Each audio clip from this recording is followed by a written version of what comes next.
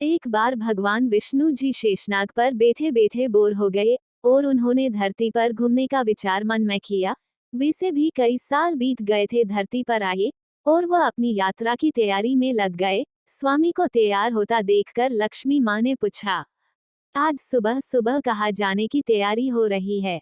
विष्णु जी ने कहा, हे लक्ष्मी, मैं धरती लोक पर घूमने जा रहा हूँ। तो कुछ सोचकर लक्ष्मी माँ ने कहा, हे देव, क्या मैं भी आपके साथ चल सकती हूँ? भगवान विष्णु ने 2 पल सोचा, फिर कहा, एक शर्त पर। तुम मेरे साथ चल सकती हो। तुम धरती पर पहुंचकर उत्तर दिशा की ओर बिल्कुल मत देखना। इसके साथ ही माता लक्ष्मी ने हाँ कह के अपनी मनवाली और सुबह सुबह माँ लक्ष्मी और भगवान विष्णु धरती पर पहुंच गए। अभी सूर्य देवता निकल रहे थे। रात बरसात होकर हटी थी। चारों ओर हरियाली ही हरियाली थी। उस समय चारों ओर बहुत शांति थी और धरती बहुत ही सुंदर दिख रही थी और माँ लक्ष्मी मंत्र मुग्ध होकर धरती को देख रही थी और भूल गई कि पति को क्या वचन देकर आई है और चारों ओर देखती हुई कब उत्तर दिशा की ओर देखने लगी पता ही नहीं चला। उत्तर दिशा में माँ लक्ष्मी को एक बहुत ही सुंदर बगीचा नजर आया और उस तरफ से भीनी भीनी खुशबू आ रही थी और बहुत ही सुंदर सुंदर फूल खिले थे।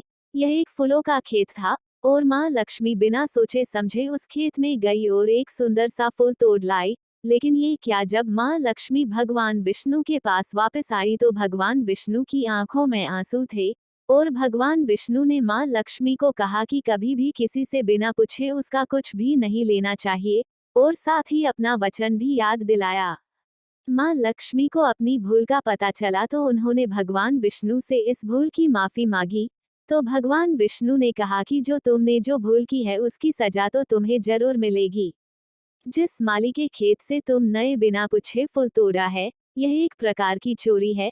इसलिए अब तुम 3 साल तक माली के घर नौकर बनकर रह। उसके बाद मैं तुम्हें बैकुंठ में वापस बुलाऊंगा। माँ लक्ष्मी ने चुपचाप सर झुकाकर हाँ कर दी और माँ लक्ष्मी एक गरीब औरत का रूप धारण करके उस खेत के मालिक के घर गई। घर क्या, एक झोपड़ा था और मालिक का नाम माधव था। माधव की बीबी, 2 बेटे और 3 बेटियां थी। सभी उस छोटे से खेत में काम करके किसी तरह से गुजारा करते थे। माँ लक्ष्मी जब एक साधारण और गरीब औरत बनकर जब माधव के झोपड़े पर गई तो माधव ने पूछा, बहन तुम कौन हो और इस समय तुम्हें क्या चाहिए? तब माँ लक्ष्मी ने कहा, मैं एक गरीब औरत हूँ, मेरी देखभाल करने वाला कोई नहीं। मैंने कई दिनों से खाना भी नहीं खाया, मुझे कोई भी काम दे, साथ में मैं तुम्हारे घर का काम भी कर दिया करूँगी। बस मुझे अपने घर में एक कोने में आसरा दे दो। माधव बहुत ही अच्छे दिल का मालिक था। उसे दया आ गई, लेकिन उसने कहा, बहन मैं तो बहुत ही गरीब हूँ। मेरी कमाई से मेरे घर का खर्च मुश्किल से चलता है। लेकिन अगर मेरी 3 की जगह 4 बेटियां होती तो भी मैंने गुजारा करना था। अगर तुम मेरी बेटी बनकर जैसा रूखा सूखा हम खाते हैं उसमें खुश रह सकती हो तो बेटी अंदर आ जाओ। माधव ने माँ लक्ष्मी को अपने झोपड़े में शरण दे दी और माँ लक्ष्मी 3 साल उस माधव के घर पर नौकरानी बनकर रही। जिस दिन माँ लक्ष्मी माधव के घर आई थी उससे दूसरे दिन ही माधव को इतनी आमदनी हुई फूलों से कि शाम को एक गाय खरीद ली।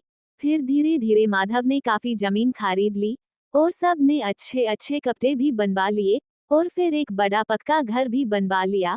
बेटियों और बीबी ने गहने भी बनवा लिए और अब मकान भी बहुत बड़ा बनवा लिया था। माधव हमेशा सोचता था कि मुझे ये सब इस महिला के आने के बाद मिला है। इस बेटी के रूप में मेरी किस्मत आ गई है मेरी। और अब 2-5 साल बीत गए थे, लेकिन माँ लक्ष्मी अब भी घर में और खेत में काम करती थी। एक दिन माधव जब अपने खेतों से काम खत्म करके घर आया तो उसने अपने घर के सामने द्वार पर एक देवी स्वरूप गहनों से लदी एक औरत को देखा। ध्यान से देखकर पहचान गया, अरे ये तो मेरी मुंह बोली चौथी बेटी यानी वही औरत है। और पहचान गया कि यह तो माँ लक्ष्मी है। अब तक माधव का पूरा परिवार बाहर आ गया था और सब हैरान होकर माँ लक्ष्मी को देख रहे थे। माधव बोला, है माँ हमें माफ कर, हमने तेरे से अनजाने में ही घर और खेत में काम करवाया है माँ, ये कैसा अपराध हो गया है माँ, हम सबको माफ कर दे। अब माँ लक्ष्मी मुस्कुराए और बोली है, माधव तुम बहुत ही अच्छे और दयालु व्यक्ति हो। तुमने मुझे अपनी बेटी की तरह से रखा, अपने परिवार के सदस्य की तरह से। इसके बदले मैं तुम्हें वरदान देती हूँ कि तुम्हारे पास कभी भी खुशियों की और धन की कमी नहीं रहेगी, तुम्हें सारे सुख मिलेंगे जिसके तुम हकदार हो। और फिर माँ अपने स्वामी के दोबारा भेजे रथ में बैठकर बैकुंठ चली गई।